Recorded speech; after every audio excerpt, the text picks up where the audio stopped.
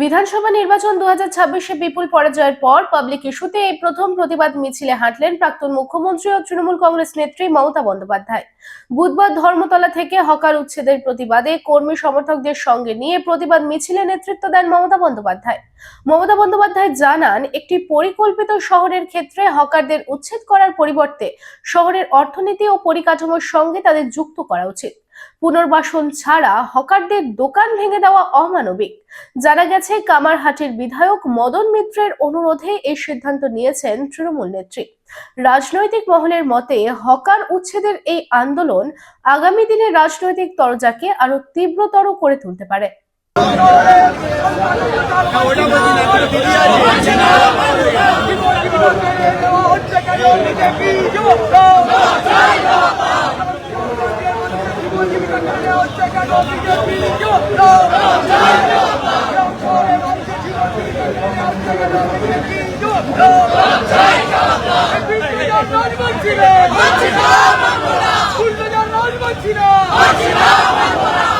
রানীগঞ্জ শহরের এনএসবি রোডে অবস্থিত সুসজ্জিত এবং মনোরম পরিবেশে অতিথিদের পরিষেবার জন্য তৈরি অতিথি in hotel and restaurant. Hotel অতিথি ইন পরিষেবায় থাকছে অত্যাধুনিক সুবিধাযুক্ত এসি রুম।